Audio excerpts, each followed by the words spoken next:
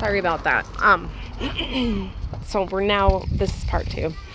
So, I went to the doctor and I had to fill out like that brochure and this packet on, how I'm feeling towards myself and how I'm feeling about things, and, the doctor comes in the room and she goes, you really scored pretty high on this scale.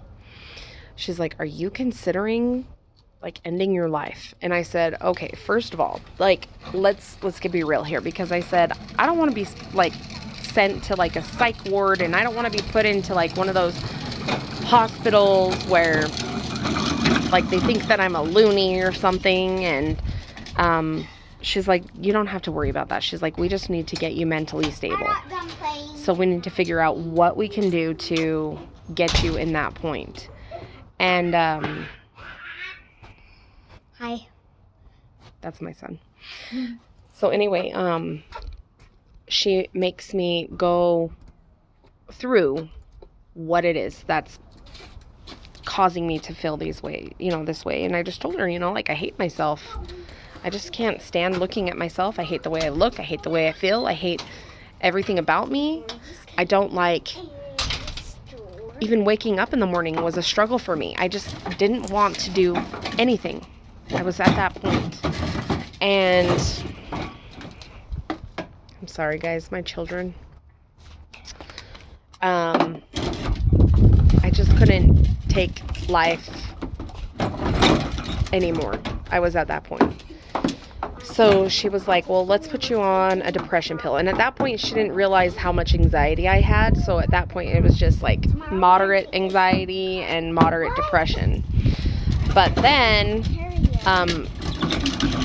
I went a whole month with the new depression pill. I didn't notice a change at all. She's like, it does take like 6 weeks, because when you get diagnosed with depression and stuff, it takes a minute, She told me that she wanted me to come up with my why I hated myself. This took a lot of digging, by the way. I had to sit and I had to think, why do I hate myself? So I was thinking, and it really made me cry, and I had an emotional breakdown, and I had to tell my mom and my grandma and my stepdad and my real dad, like, where I think that it all stemmed from, because initially it does stem from all parties. Okay, so can you please like go away?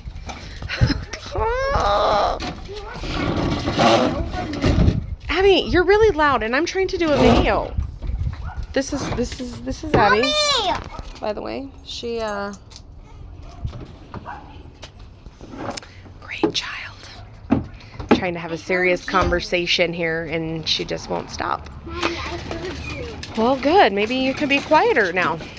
So, anyhow, I had to think of why or how I was affecting, or what started this. So, when I was a baby, I was 9 months old, and my real dad left my mom when I was 9 months old, right? So, there's my first initial, well, if they don't love me, how can I love myself? So then, my mom met my stepdad, and I love my parents to death. So my mom met him, and I can remember as a child, like, I'd never wanted my mom to leave, because my mom was already working graveyards and barely even, like, existing in my life through my eyes. That's how I saw it. And don't get me wrong, my mom was a great mom. However, as a child, that's how I saw things. I never wanted her to leave. So then when my stepdad came into the picture, and she was always going on dates and always gone with him, I felt, okay, well, there's my number 2 reason why I don't love myself. Because at that point in my life, I felt like, if she's choosing this person over me, then she doesn't love me. So why should I love myself? This is what I felt as a child.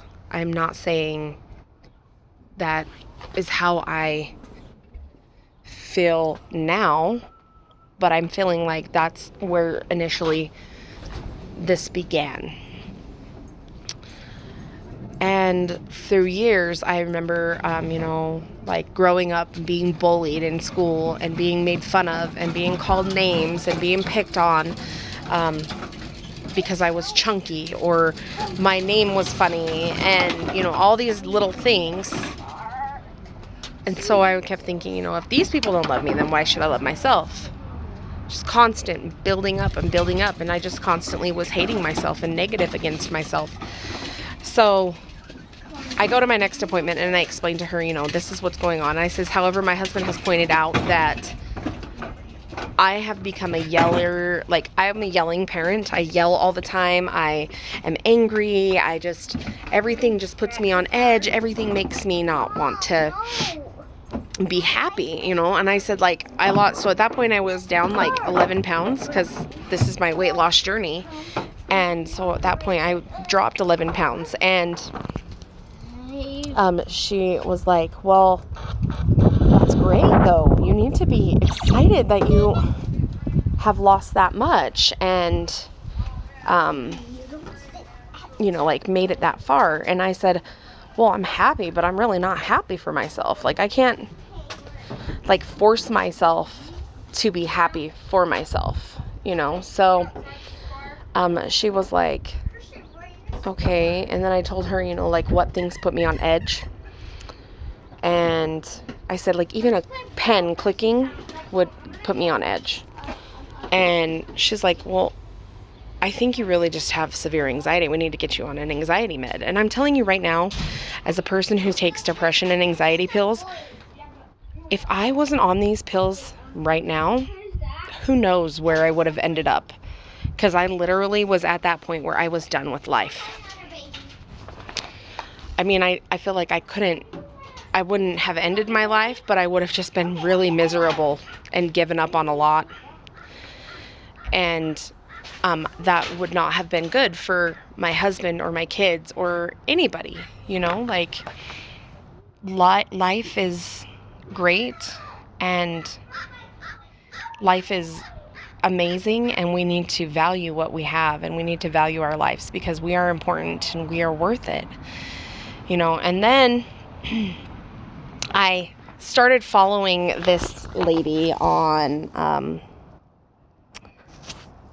Facebook, and she would, like, I would message her things about me and she would answer me, and she helped to build my self-esteem up.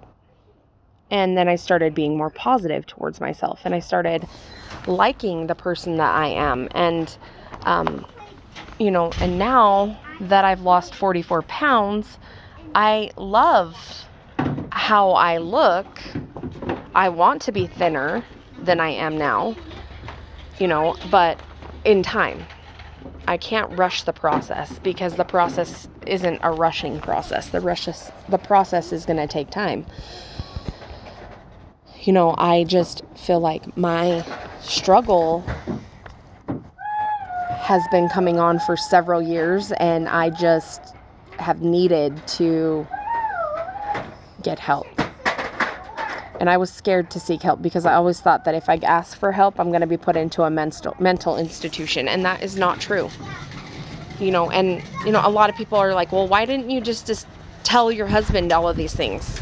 Because my husband didn't need to worry about me. And like, that's how I am. I kept a lot of things bottled up inside because I didn't want to worry anybody else. Like, I'm an only child. My mom has MS. She struggles from multiple sclerosis. My grandma has some health issues going on right now that we're trying to get under control. There's so many things that an only child has to deal with. Like, I am the only one. And like, my uncle never had kids, so it's literally everything falls on my shoulders. I am the only one. So I have always just been like, I have to be tough and I have to be strong for everybody else, and I have to just, like, put myself inside and leave it alone. Forget about me, because who cares about me?